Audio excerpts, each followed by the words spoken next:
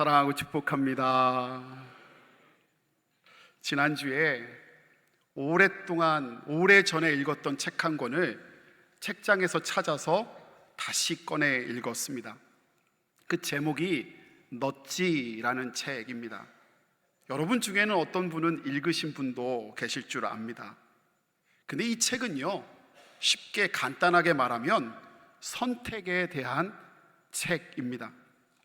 바른 선택, 옳은 선택을 하면서 살아야 하는데, 흔히 사람들은요, 무언가를 선택할 때 어려움을 만나거나 두려움이 찾아오면 그때 느끼는 감정으로, 기분으로, 조바심과 흥분으로 터무니없는 선택을 한다는 겁니다.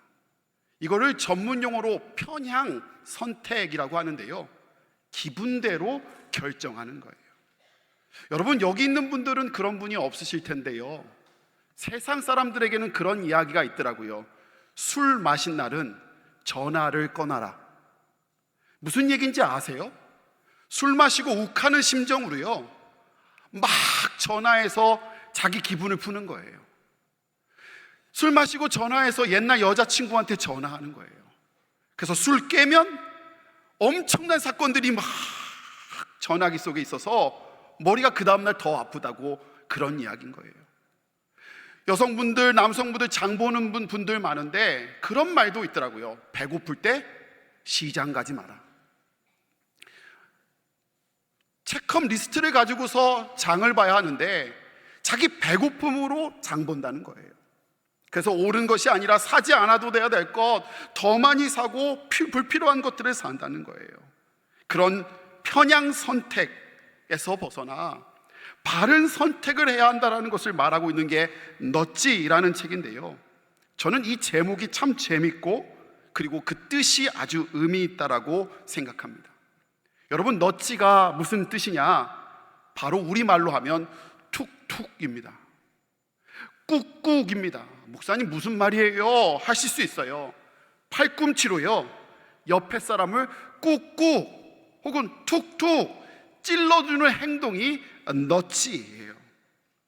그 어려움과 두려움에 빨리 벗어나라고, 정상적인 선택을 하라고 막 기분대로 살고 있는 그에게 쿡쿡 정신 차리라고, 쿡쿡 생각해야 할 것을 생각하라고, 쿡쿡 힘내라고 찔러줘야, 세상이 찔러주고 사회의 제도가 찔러주고 그리고 어른들이, 주변 사람들이 찔러줘야 바른 상황, 바른 선택으로 다시 빨리 돌아갈 수 있다고 말해주는 겁니다.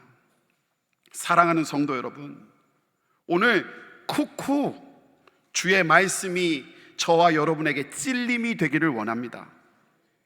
감정과 분노가 아니라, 우리가 느끼는 두려움과 조바심이 아니라 하나님의 말씀을 따라 듣고 살고 말씀의 복을 누리는 저와 여러분 되시기를 예수님 이름으로 축원을 드립니다. 오늘 다윗을 살펴보려고 하는데요, 다윗에게 있어서 가장 힘든 순간을 꼽으라고 한다면 저는 단연컨대 그가 겪었던 도망의 시간이라 할 수 있을 것 같습니다. 여러분, 그림 하나를 보여드렸는데 저 그림이 뭔지 아세요? 다윗과 골리앗, 배색이 짙은 블레셋 전쟁터에 호련히 등장한 소년 다윗은 여호와의 이름으로 장수 골리앗과 싸워 승리합니다. 이는 살아계신 하나님의 역사였습니다. 그리고서 개선하고 돌아오는데 사람들이 소리 지르는 거예요. 빨간 글씨처럼. 사울이 죽은 자는 몇 명이요? 천천히요. 반에 다윗이 죽인 자는 몇 명이요? 만만. 그런데 이 백성들의 환호를 들은 사울왕이요, 그날부터 성경은 다윗을 주목했다라고 말합니다. 근데 여기서 주목했다라는 말은요, 사랑과 희망의 눈으로 주목한 게 아니라 시기, 질투, 그리고 살기로 다윗을 주목했다는 이야기입니다. 어떻게 사람을 바라보는데 그렇게 바라봐요? 째려봐도 그렇게 째려볼 수 없게 살기로, 질투로, 시기로 쳐다봤다라는 것, 그것도 왕이요. 성경은 그래서요, 사무엘상 18장 10절 말씀에 악령이 사울에게 힘있게 내렸다라고 말합니다. 여러분 한번 생각해 보세요. 다윗이 지금 도망 다니는 건 그가 죄를 져서 그런 것도 아니고요, 나라에 해를 입혀서 도망 다니는 것도 아니에요. 다윗이 한 일이라곤 나라와 또 임금인 왕을 위하여 그저 자신의 온 마음과 온 정성을 다하여 최선을 다한 것 뿐인데요, 그런데 왕이자 장인인 사울이 전력을 다해 그를 죽이려고 쫓아오니, 또 많은 사람들이 오해하고 그를 떠나버리니 정말 고통스러운 여정이었음에 분명합니다. 여러분, 그리고요, 그 기간도 결코 짧지 않았습니다. 사무엘상 18장부터 31장까지 무려 14장에 걸쳐 그의 도망의 여정이 그렇게 보여집니다. 지명만 내가 한번 읽어볼게요.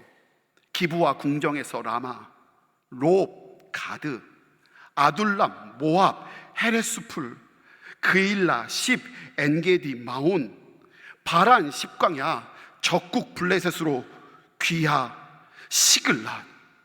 여러분 숨차요. 그냥 지금 지명만 읽었는데도 숨찬데요, 저 지도처럼 얼기설기 이곳저곳 다윗은 고된 도망길을 걸어야 했던 겁니다. 이렇게 기도하지 않았겠어요? 하나님, 내가 무슨 잘못을 저질렀다고 이러세요? 하나님, 사울이 제게 왜 이러는 거죠? 이렇게 다윗이 원망하며 기도했다고 한들 누구 하나 그를 탓할 수 없었을 것입니다. 근데 여러분, 이게 웬 말이에요? 오늘 본문 말씀에 다윗에게 절호의 엄청난 기회가 찾아옵니다. 다윗과 그의 군사들이 숨어있는 동굴 안에 사울이 스스로 찾아 들어온 겁니다. 3절 말씀인데요, 우리 3절 말씀 함께 읽기를 원합니다. 길가에 양의 우리에 이른즉 굴이 있는지라 사울이 뒤를 보러 들어가니라. 다윗과 그의 사람들이 그 굴 깊은 곳에 있더니. 아멘. 저기 사울이 뒤를 보러 들어갔더라의 뒤를 보러 들어갔다는 말은요, 화장실 용물을 보러 갔다는 뜻입니다. 그러니요, 사울이요 지금 급해요. 추적을 해보긴 왔는데요, 인간적인 사람으로서의 생리현상 때문에 배가 아파서 그중 굴 하나로 들어간 거예요. 그런데 하필 그가 들어간 동굴이요, 다윗과 그의 군사들이 숨어있던 동굴이었어요. 여러분 중에는 의아하신 분이 있어요. 그러나 엔게디 동굴에 가봤더니요, 엔게디 동굴은 마치 개미굴처럼 서로 연결되어 있어서 어떤 굴에는 3,000명도 들어가고 10,000명도 들어갈 수 있는 큰 공간이 안쪽에 자리 잡고 있더라고요. 그 사울이 들어갔는데 그 안쪽에 다윗과 군사들이 있었던 거예요.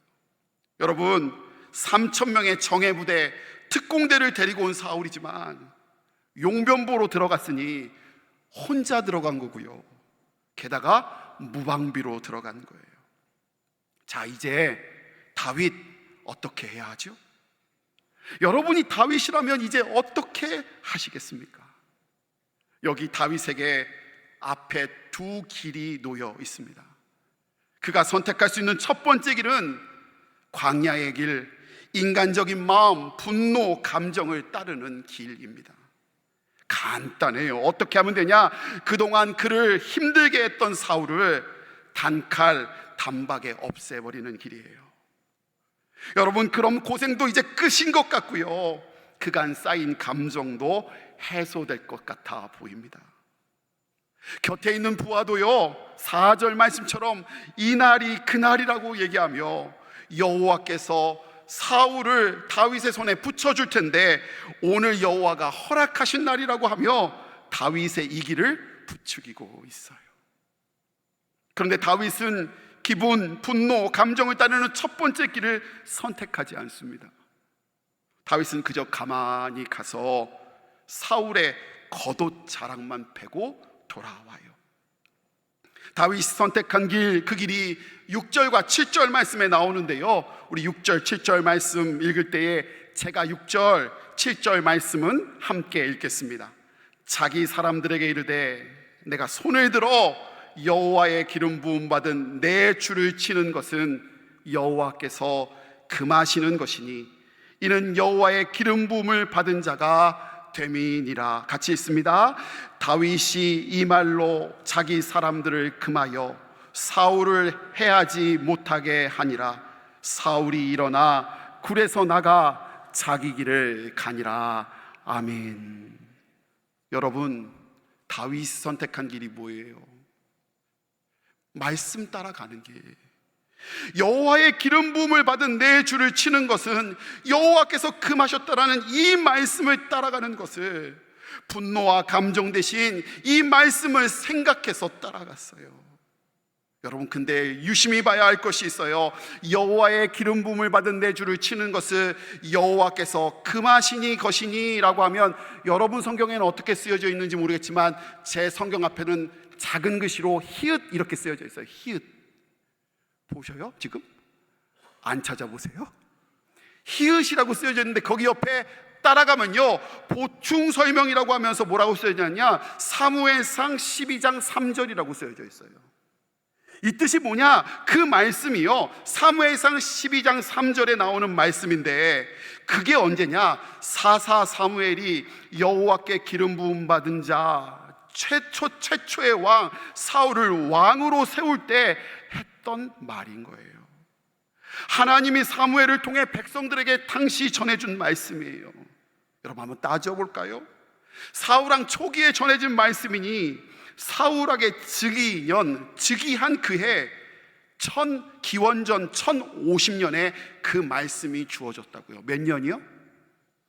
1050년이요. 기억해 놓으세요. 그리고 지금은 언제냐? 지금은 다윗이 왕이 되기 전 5년 전쯤이니까 기원전 1015년 정도 되는 겁니다. 몇 년 차이예요? 35년 지난 말씀이에요. 더 정확하게 따져볼까요? 게다가 성서학자들은 하나같이 지금 다윗의 나이가 25살이라고 말하고 있으니, 엄연히 말하면 이 말씀은요, 다윗에게 주어진 말씀도 아니고 다윗이 태어나기 10년 전에 주어진 말씀이라고요.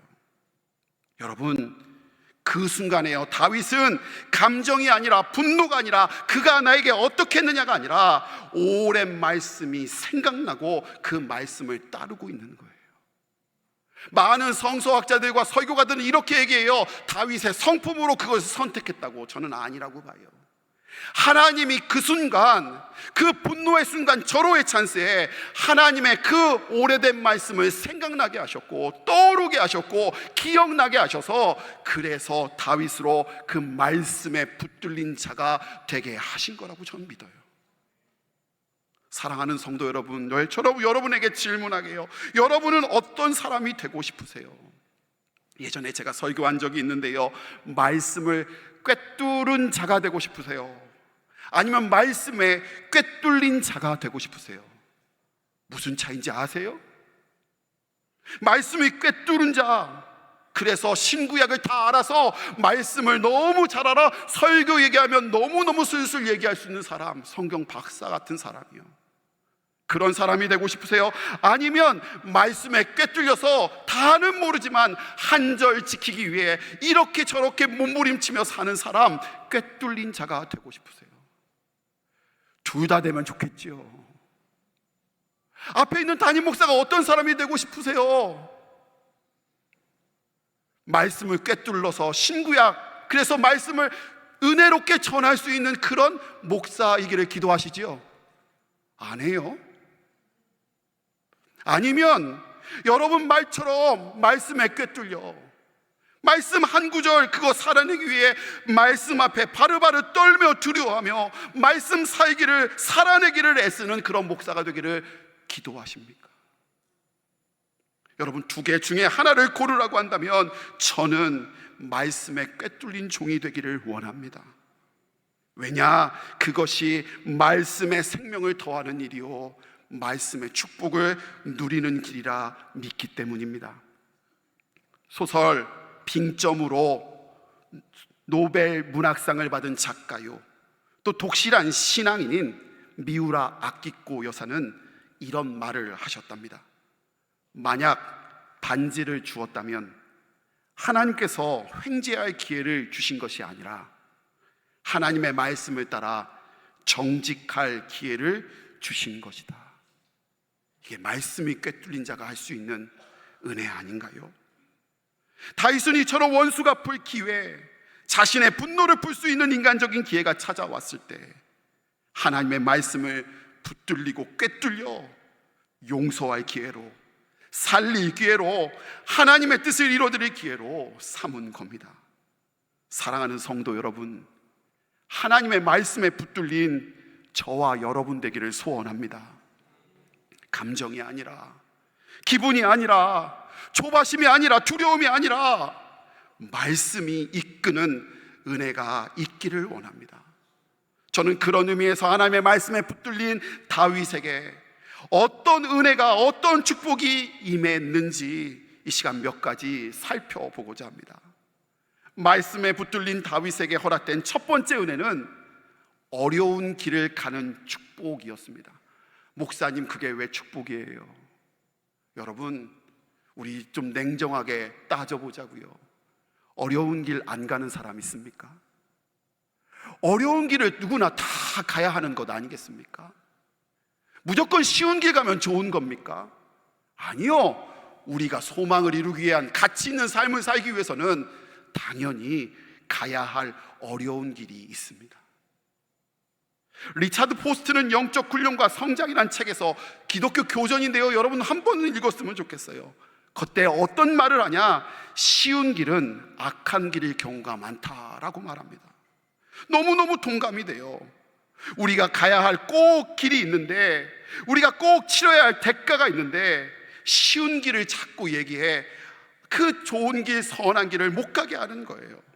사탄은요, 우리에게 흉악한 얼굴과 분노로 찾아오는 것이 아니라 간교하게 늘 쉬움, 편함이란 탈을 쓰고 포기하게 하고 감정으로 살게 하고, 그러고 상대방이 한 대로 하라고 탈을 쓰고 위장하고 찾아와서 우리에게 가야 할 그 길을 못 가게 한다는 겁니다. 여러분 기억해야 해요. 어려운 길은 반드시 거쳐야 할 때가 있다는 사실. 성숙과 생명으로 가는 길은 좁은 길이지만 헌신과 훈련이 반드시 필요하다는 사실 잊지 않으시기를 원합니다. 쉬운 길은 즉각적인 보상이 있는 것 같아 보입니다. 위험을 피하는 것 같아 보입니다. 그러나 결국은 열매 없는 인생이 되고 사람을 죄와 파멸로 이끕니다. 여러분 보세요. 우리 왜 주님의 길이 그렇지 않아요? 주님의 십자가 길이 그렇지 않아요? 어려운 길이지만 주님이 가신 그 십자가 길에 분명 생명이 있었습니다. 만약 다른 길, 쉬운 길이 있었다고 한다면 예수님은 우리를 위하여 그 아들 독생자를 주셔서 십자가에 돌아가지 않으셔도 됐을 것입니다. 여러분, 여러분에게 권면해요. 여러분 평안한 신앙생활을 하고 계십니까? 편안한 신앙생활을 원하십니까?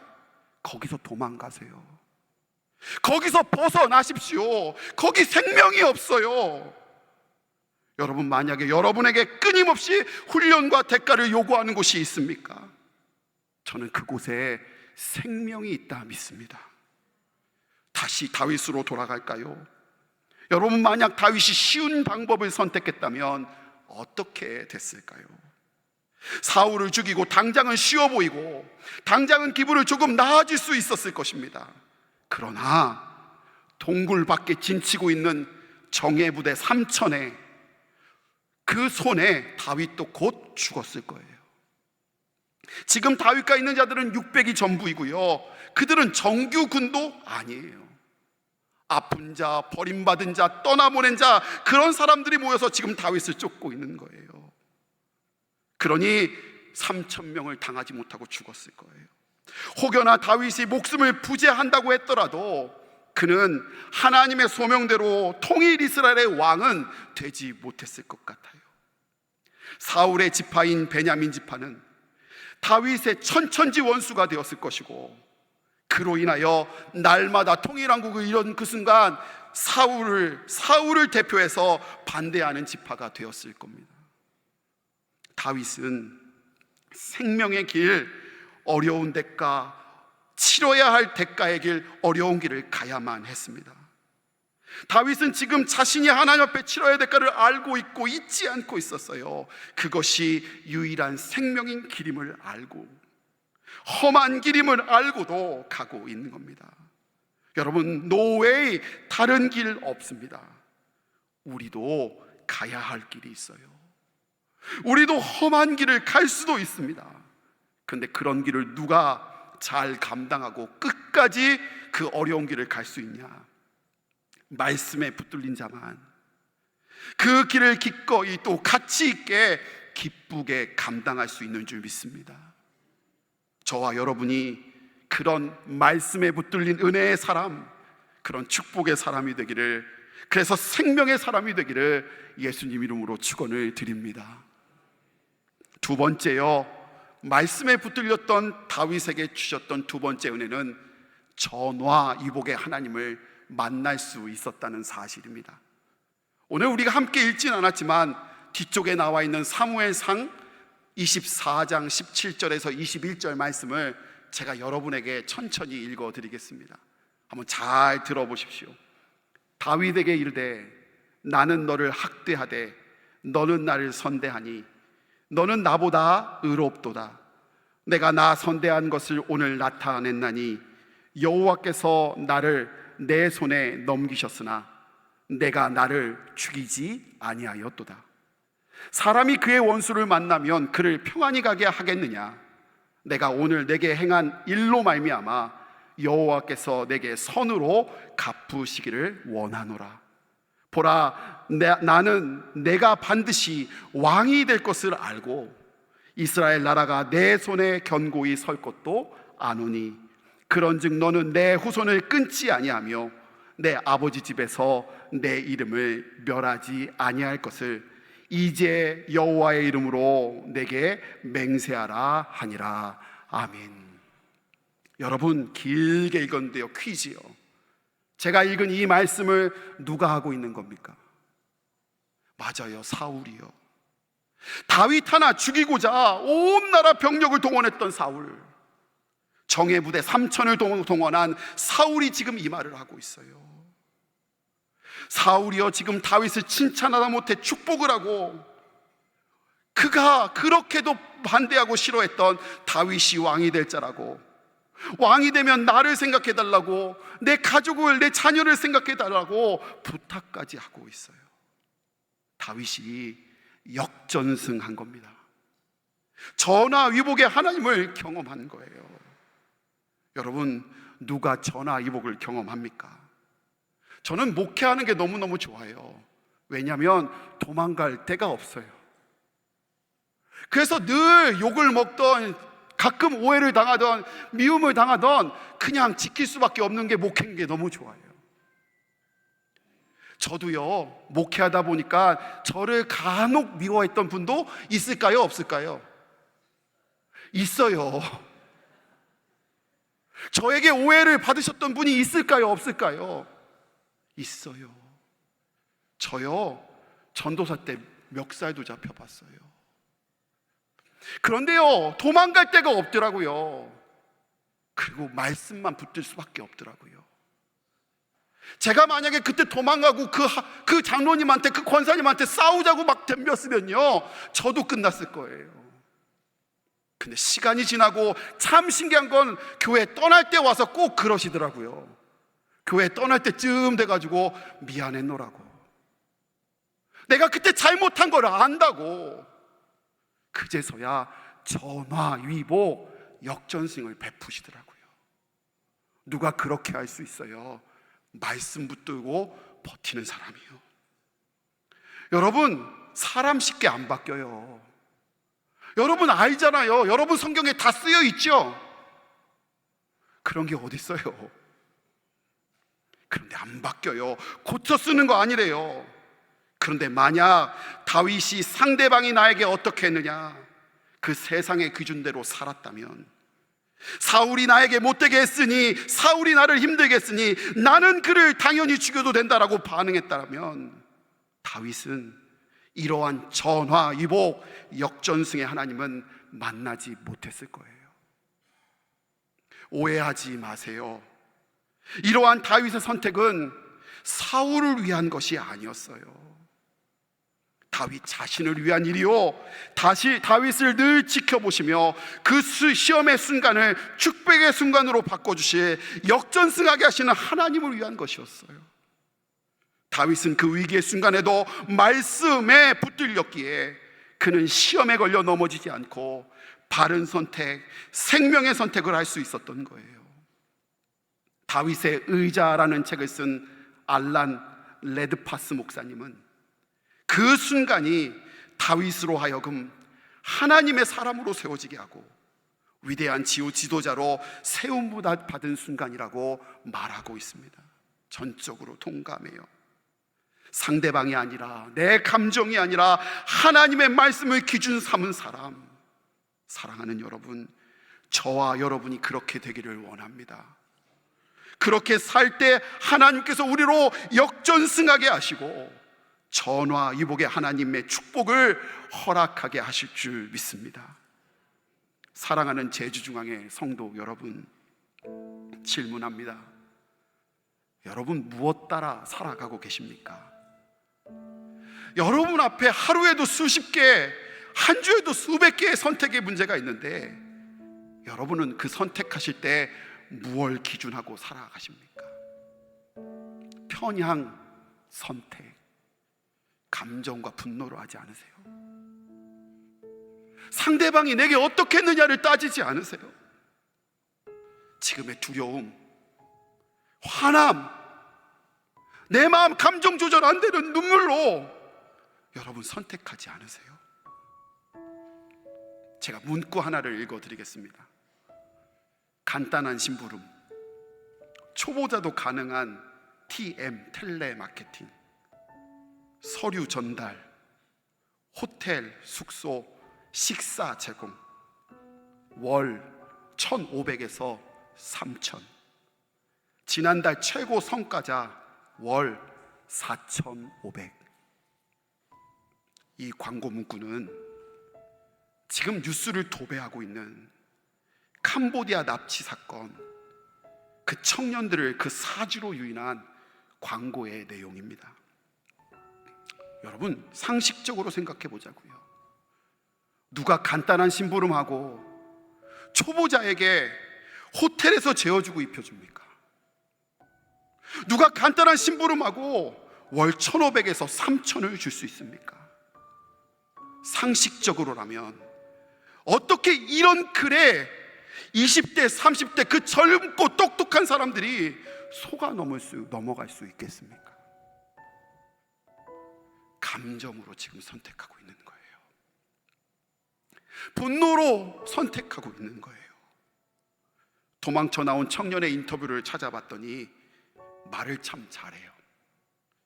개인적으로 취업난 때문에, 생활비 압박 때문에, 빚 문제 때문에 그렇게 선택했답니다. 여기서 끝났으면 좋겠는데 말을 엄청 잘해서 사회적인 이유도 되더라고요. 아파트 가격이 한 채에 수십억을 하는데 매달 하나도 쓰지 않고 다 해봤자 100년이 돼도 한 채를 못 산대요.